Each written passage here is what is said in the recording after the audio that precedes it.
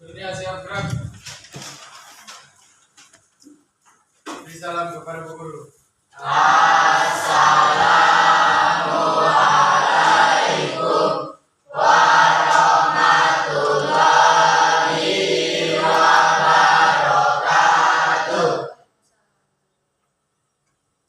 Duduk gerak.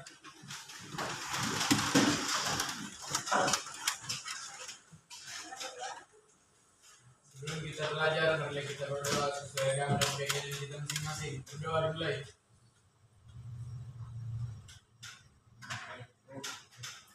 Sudah selesai.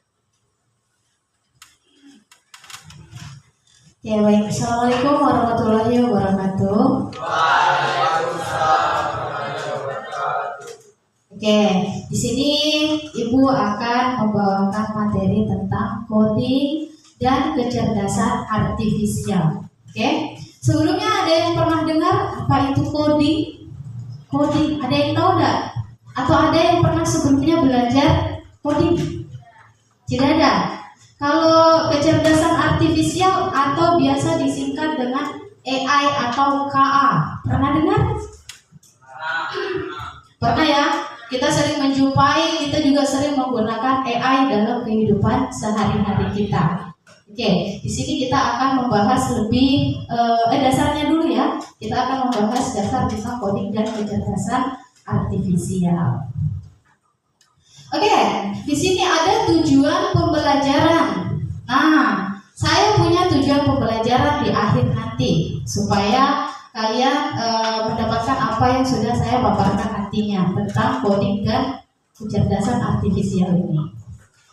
Tujuannya yaitu siswa mampu menjelaskan konsep dasar coding dan kecerdasan artifisial atau biasa disingkat dengan AI.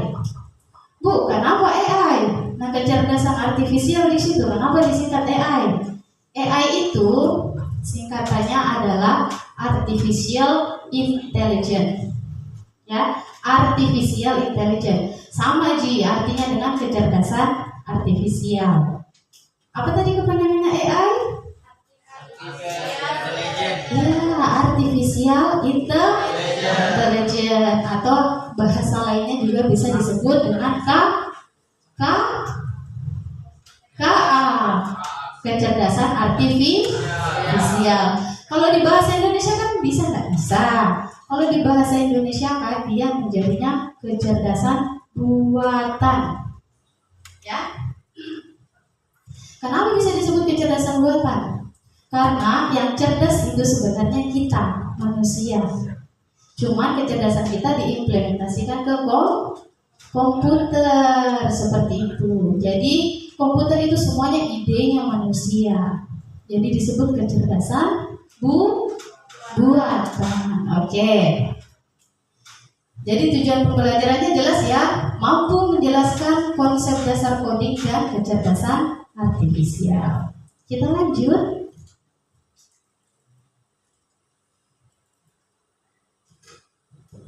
Di sini ada coding. Kelihatan? Kelihatan, oke. Kalau ada terkonek di Google, boleh sambil di searching ya. Kita sambil tambah pengetahuan lagi mengenai coding. Boleh ya? Oke. Yang pertama coding. Definisi coding yaitu proses menerjemahkan ide atau keinginan manusia menjadi instruksi yang dimengerti komputer. Nah, inilah definisinya coding. Coding itu dia idenya manusia. Nanti diterjemahkan sama komputer berdasarkan instruksi yang kita mau. Jadi komputer mengerti apa yang mau kita buat itu apa sebenarnya. Seperti itu ya. Contoh di sekolah. Apa sih contoh coding di sekolah itu, Bu? Instruksi atau ide apa yang dituangkan ke dalam komputer sehingga bermanfaat di sekolah? Bel sekolah. Dengarkan, bel sekolah itu pasti berbunyi setiap jam tertentu kan? Itu menggunakan coding. Ada yang menggunakan coding, ada juga yang menggunakan instruksi-instruksi lainnya. Jadi dia diatur ya. Diatur misalkan jam 11.00. Itu sudah masuk jam ke-11. Hampirnya itu sudah bunyi. Instruksinya kita, program saya mau membuat sebuah program. Jadi tiap jam 11 bunyi dengan kalimat seperti ini. Jam ke-11 telah dimulai. Silakan masuk ke kelas masing-masing. Itu menggunakan coding. Coding itu sama aja kayak kode. Kode atau instruksi. Apa bahasa lainnya instruksi? Disuruh, ya. Saya mau menginstruksikan atau saya mau menyuruh dengan kode-kode seperti ini. Banyak ya kode-kodenya. Ini kita baru bisa dasar. Kalian pasti membayangkan, aduh ribet sekali Bu. Iya memang ribet. Untuk membuat sebuah aplikasi itu pasti ribet sekali. Tidak jadi itu dalam satu hari. Orang kalau bikin program itu kadang berbulan-bulan, kadang bertahun-tahun, karena dia menyusun instruksi ya, dia menyusun kodenya juga. Oke? Kita lanjut. Contohnya, menulis program sederhana di Python untuk menghitung luas persegi. Apalagi ini Bu, ular. Bukan ular ini ya. Python itu bahasa pemrograman. Sama kayak kita manusia. Saya punya bahasa tuh, bahasa yang saya gunakan untuk berkomunikasi dengan kalian. Oke? Komputer sama juga. Dia harus punya bahasa untuk kita gunakan ke komputernya supaya mengerti. Begitu. Jadi dia menggunakan bahasa pemrograman Python. Ya, betul sekali. Bu, apakah bahasa pemrograman itu cuma Python? Tidak. Bahasa pemrograman itu ada banyak sekali. Kalau kalian cari di internet, bahasa pemrograman itu ada banyak. Ada HTML. Ada yang pernah belajar HTML? Tidak. Kalian tahu website? Tahu, itu menggunakan bahasa pemrograman HTML. Jadi ada sendiri-sendiri ya. Jadi tidak semuanya itu menggunakan satu bahasa pemrograman. Ada sendiri-sendiri. Ada HTML, ada CSS, ada Visual Basic, ada Delphi. Itu kalau kalian cari itu banyak sekali dan berbeda-beda kodenya, instruksinya. Yang sama itu paling ya cuma 3-4 lah. Lainnya itu ada bahasa yang lain lagi. Entah dia menggunakan tombol sendiri atau menggunakan instruksi-instruksi sendiri. Oke? Ya. Lanjut. Tujuannya apa sih? Tujuannya agar komputer bisa menjalankan perintah sesuai logika yang kita buat. Ya.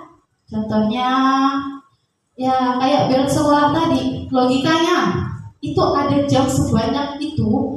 Itu apakah cuma digunakan untuk pelajaran saja? Tidak. Itu adalah jam terstruktur yang dibuat sekolah supaya kita tidak berantakan, gurunya tidak masuk sembarangan. Ada jam dibuatkan secara terstruktur ya. Ya, itu tujuannya supaya logika kita bisa dijalankan di komputer. Oke? Kalau saya tanya tujuannya coding, tahu?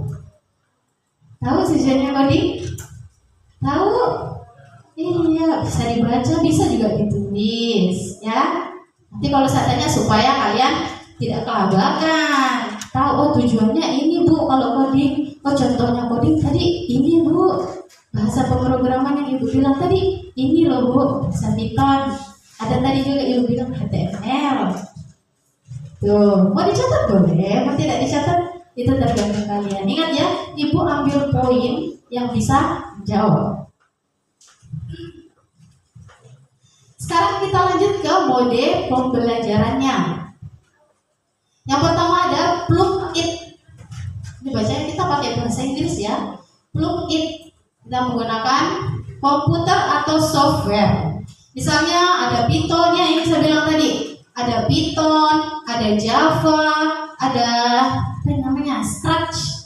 Saya baru tahu ini bahasa pemrograman ini. Yang Ibu pelajari dulu di kuliah itu cuma bahasa pemrograman CSS, Notepad. yang paling basic sekali dulu ya, tapi kan sekarang sudah mengikuti perkembangan, jadi lebih banyak lagi bahasa pemrograman yang dipakai seperti itu. Kemudian ada metode unplug it, yaitu tanpa komputer. Tahu puzzle? Tahu puzzle? Nah, yang menyusun gambar-gambar itu ya. Ya, itu metode pembelajaran yang namanya unplug it. Metode pembelajaran unplug it yaitu tanpa komputer, dan dia menggunakan permainan. Bu, puzzle kan di HP, puzzle kan juga di komputer. Kita bisa menggunakan puzzle tanpa komputer. Ada itu kan yang menyusun puzzle, ada kan? Yang manual tanpa komputer ada kan? Ya, itu namanya metode pembelajaran unplug it ya. Kemudian yang terakhir ada internet based, yaitu belajar lewat platform online. Nah, kalau yang ini nanti akan kita pelajari ya di kelas 11, yaitu namanya App Inventor. Jadi kita bisa langsung menggunakan aplikasi App Inventor ini untuk membuat aplikasi. Di sini nanti kita belajar coding. Di mana itu ditempatkan coding. Jadi nanti saya suruh kalian bawa HP, saya suruh konekkan ke komputer, kalian buat program di komputer langsung bisa digunakan di HP. Ada nanti ya, ada materi yang namanya App Inventor. Kalau nggak semester ini ya semester depan. Pokoknya tunggu saja. Kalau kita masih berjodoh, kita akan bahas itu. Kalau tidak, ya mungkin gurunya diganti. Ya, kita tidak tahu, kebanyakan tugas, ya kan? Oke, lanjut. Sekarang kita ke AI. AI itu kecerdasan artifisial atau artificial intelligence. Kalau kecerdasan artifisial disingkat KA, kalau AI disingkat jadi artificial intelligence. Ini singkatan-singkatan begini harus kalian tahu. Jangan sampai sebut AI itu AI, kan AI ya, AI. Pakai bahasa Inggris. AI, artificial intelligence. Oke, definisinya dari AI ini adalah cabang ilmu komputer yang membuat mesin atau sistem dapat meniru kecerdasan manusia, seperti belajar, berpikir, dan mengambil keputusan. Contoh, saya kasih contoh aplikasi AI. Banyak sekali di TikTok. Punya TikTok kan? Gak mungkin pada punya TikTok. Kalau di TikTok itu, ibu ambil yang paling dasar ya, yang pernah dibuat teman ibu waktu kuliah dulu. Jadi dia membuat program kecerdasan buatan. Ketika dia membuat kecerdasan untuk mengetahui tingkat kematangan buah. Jadi dia menggunakan kamera. Kalau misalkan ada buah, terus dia dihadapkan di kamera, dia akan mendeteksi buah itu sudah masak atau belum. Itu sederhana sekali ya, sederhana sekali. Dia akan mendeteksi. Bagaimana itu instruksinya, Bu? Logikanya mungkin dia memasukkannya begini. Coba kalau saya memotret sebuah buah dengan warna yang kuning, orange, dan merah, maka dia keterangannya akan matang. Itu logikanya ya. Warna ini sama dengan matang. Misalkan selain itu warna hijau, warna coklat, dan warna hitam itu mentah. Itu logikanya. Jadi kita mengimplementasikan logika kita ke komputer. Seperti itu. Paham? Yakin paham? Contohnya yang seperti saya bilang tadi, misalkan 3 warna ini ketika ada di buah itu, maka keterangannya akan matang. Ketika warna lainnya seperti hijau, hitam, ataupun coklat, maka keterangannya akan merah. Seperti itulah kita akan membuat program. Seperti itulah AI diimplementasikan ke komputer. Ya. Jadi kita berlogika. Jangan bilang komputer itu cuma main ketik-ketik saja. Tidak. Komputer itu lebih ke logika, perhitungan, lebih banyak instruksi-instruksi yang akan membuat kalian bingung kalau tidak dipelajari dasarnya. Ya, oke. Kita lihat kemampuannya. Kemampuannya itu yang pertama dia mengenali pola, seperti deteksi wajah di kamera. Kalau deteksi wajah di kamera itu ada AI yang mendeteksi wajah kita itu untuk memunculkan umur. Ada kan? Ada? Ya, untuk memunculkan umur. Jadi AI itu mengenali pola. Kemudian yang kedua memahami bahasa. Contohnya Google Translate, ChatGPT, Meta AI, seperti itu ya. Oke, lanjut dia membuat prediksi. Di HP kalian itu sudah ada AI-nya. Oh, sudah zaman dulu itu ada AI-nya kayak prediksi cuaca. Pasti diprediksi cuacanya di HP betul? Pasti dibilang 2 jam ke depan akan mendung. Itu namanya prediksi cuaca ya. Atau kalian bisa lihat beritanya di Google, misalkan dicari. Kalau kalian tidak memunculkan fitur prediksinya, seperti itu. Itu untuk AI ya. Jadi kalau saya tanya definisi atau kemampuan AI sudah tahu? Yakin? Sudah tahu? Oke. Jadi definisinya itu dia ilmu yang mempelajari tentang kecerdasan manusia untuk diimplementasikan ke komputer. Kalian bisa sederhanakan bahasanya, yang penting dia nyambung ya sama definisinya. Kemudian kemampuannya itu ada mengenali pola, memahami bahasa, dan membuat prediksi. Oke, kita lanjut. Wah, ini jenis-jenis AI ini banyak sekali ini. Ada Nero AI yang hanya bisa melakukan satu tugas, seperti asisten virtual Siri. Kalian pernah pakai Siri? Gak pernah. Kayaknya ini kalau nggak salah dia misalkan lampu, mendeteksi Siri nyalakan lampu, dia akan menyalakan. Tapi hanya untuk menyalakan dan mematikan saja. Atau misalkan lampu yang ketika kita tepuk tangan dia menyala. Nah, itu salah satu AI ya. Oke. Kita lanjut untuk general AI atau umum. AI masa depan yang bisa berpikir seperti manusia dalam banyak hal. Nah, ini AI yang paling bisa membahayakan pekerjaan manusia, bisa menggantikan manusia. Ya.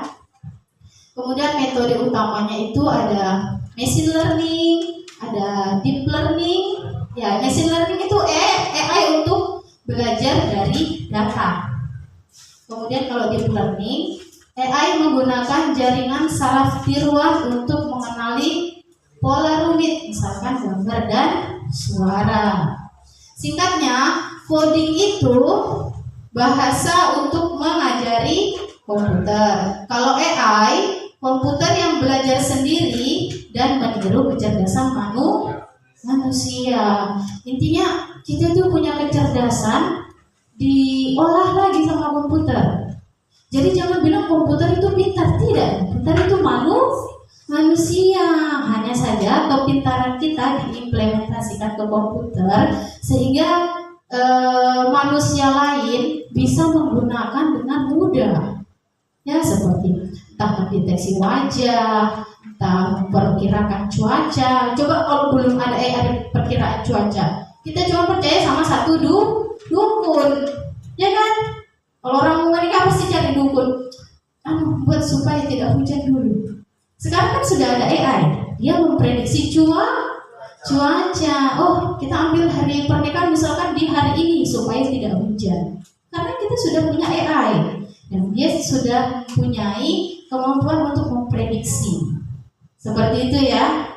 Oke, jadi sudah jangan kuno-kuno lagi pemikiran yang kita sudah ada di zaman yang lebih maju.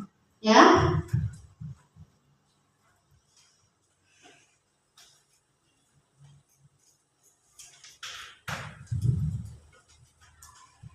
Yang terakhir itu ada pemrograman. Pemrograman adalah proses membuat instruksi atau kode yang dapat dimengerti komputer untuk menyelesaikan suatu tugas atau masalah. Apalagi itu ada coding, ada AI, ada pemrograman. Ini dia kita yang lebih kompleks lagi itu ada pemrograman ya, yaitu proses membuat instruksinya. Kita jangan ke coding dulu deh, kita ke kehidupan sehari-hari. Proses membuat kopi misalnya, itu kan ada instruksinya.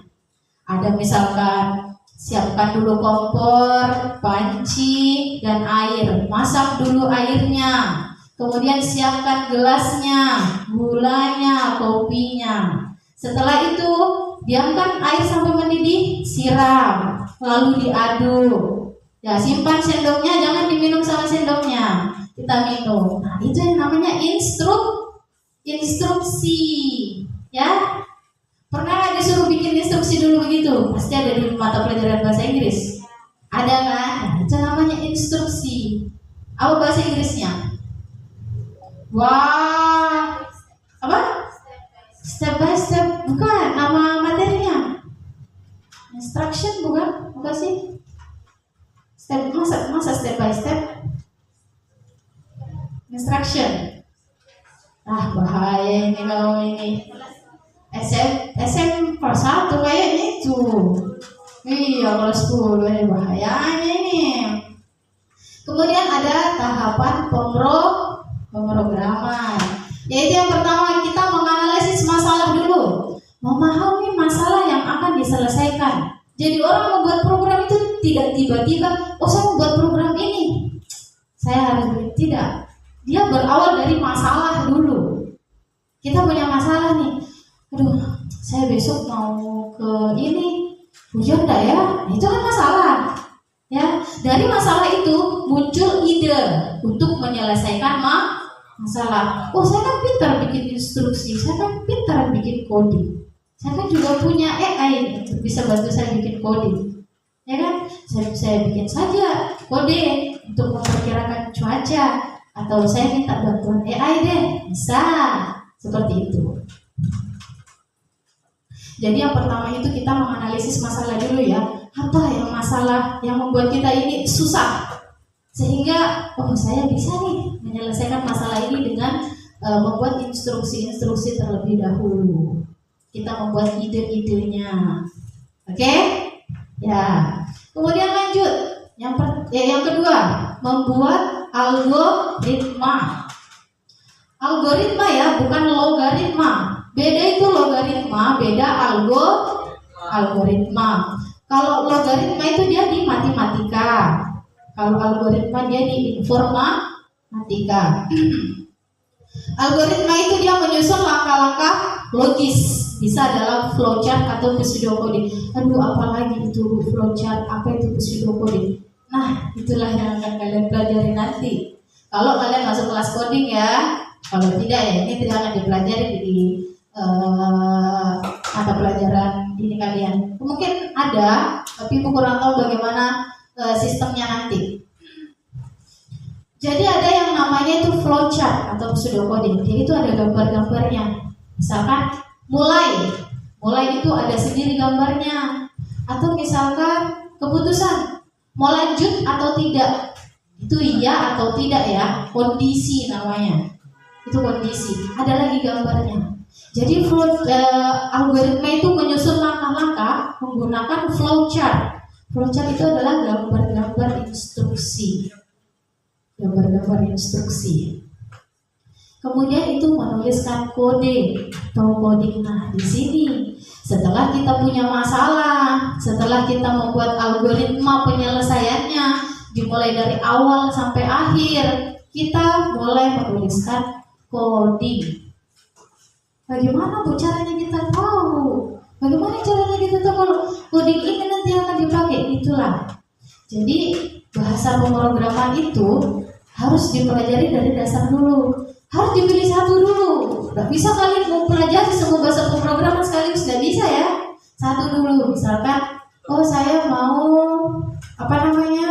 Visual Basic, ya. Saya mau misalkan Visual Basic. langkah-langkahnya apa ya, codingnya itu apa ya perintahnya kalau saya misalkan klik submit, apa kalau misalkan saya mau pakai kondisi, itu semua ada ya, ada bukunya. Oke?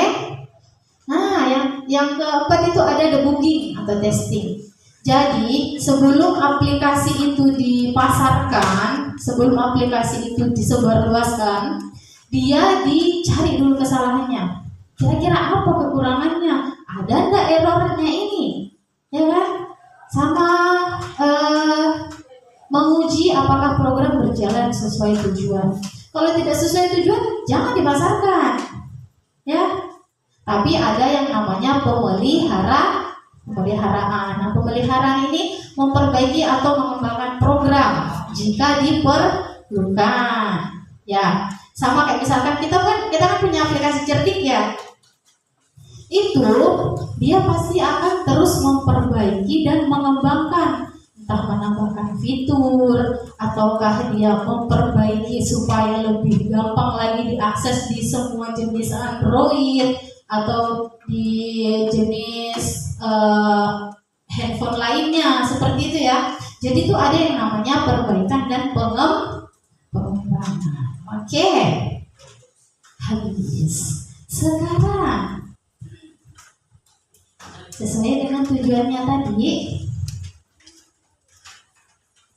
nah, saya mau bahas kembali yang coding dan kecerdasan artifisial ya.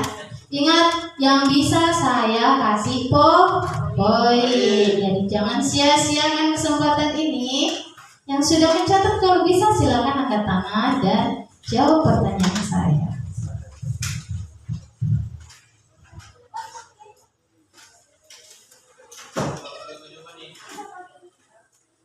Bisa Pak?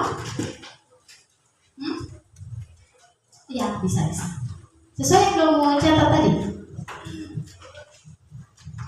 Sudah siap? Siap?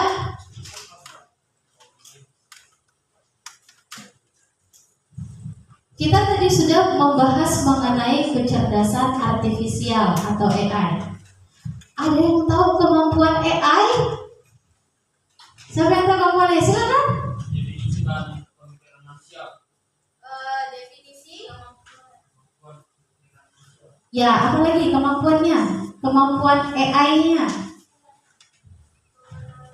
Ayo, tunggu dulu yang ini masih? Masih. Oke. Siapa namanya? Fahri. Selain Fahri, masih belum silakan. Masih keras suaranya ya? Iya, kemampuan AI. Mengenali pola, apa lagi? Memahami bahasa, apa lagi? Membuat prediksi. Itu kemampuannya AI. Nah, yang pertama itu mengenali pola. Dia mengenali pola kita. Dia juga mengenali bahasa.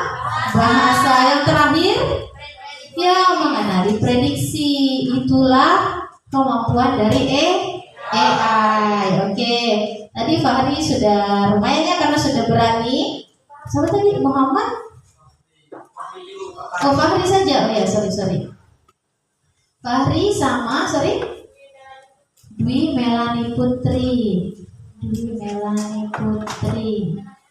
Oke, masih ada 2 lagi pertanyaan. Yang mau silakan angkat tangan ya. Ya, malu-malu angkat tangan. Loh, sabar.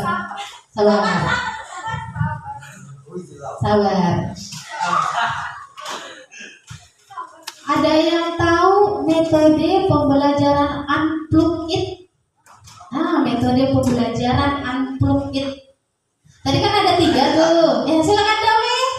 Angkat tangan Dawi, jangan malu.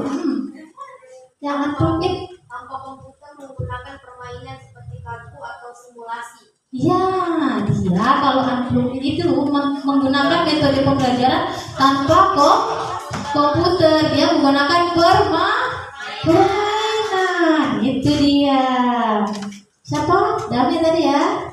Dami Yosia. Oke, the last question. Kita lihat apa pertanyaan terakhirnya. Oke. Apa itu algoritma?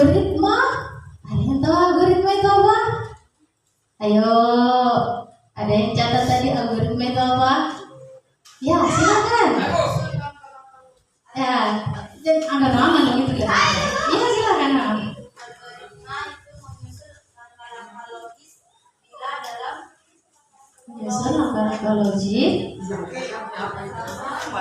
Hah? Apa? Mau nyusun langkah-langkah logis. Apa namanya? Firsa. Oke, pertanyaan bonus. Pertanyaan bonus. Apa nama lain dari mencari kesalahan dan menguji program? Ada di pemrograman tadi. Apa yang boleh dicari? Manfaatkan apa yang ada di depanmu? Silahkan. Debugging dan debugging dan testing. Sama namanya? Nikomang Juni Astuti. Oke, habis ya Nikomang Juni Astuti. Oke, kita juga sudah melakukan refleksinya juga ya. Nah, untuk coding dan kecerdasan artifisial ini dasarnya harus kalian tahu coding itu apa, AI itu apa. Pokoknya kalian harus tahu perbedaannya. Kalau coding itu ya berarti kita membuat kodenya. Kalau AI itu dia memanfaatkan kecerdasan kita, kecerdasan yang sudah kita buat ya. Jadi dia bisa memprediksi, bisa mengenali pola, bisa juga mengenali bahasa. Kenapa mengantuk? Aduh. Oke, sampai di sini kira-kira ada yang mau ditanyakan atau ada yang mau bertanya? Silakan. Mau bertanya siapa? Tidak ada? Oke. Kalau tidak ada, saya cukupkan pertemuannya untuk materi coding dan kecerdasan artifisial. Saya ucapkan terima kasih. Semoga materi ini bisa bermanfaat untuk kalian di masa depan nanti. Oke, Ibu tutup dengan ucapan wassalamualaikum warahmatullahi wabarakatuh. Waalaikumsalam warahmatullahi wabarakatuh.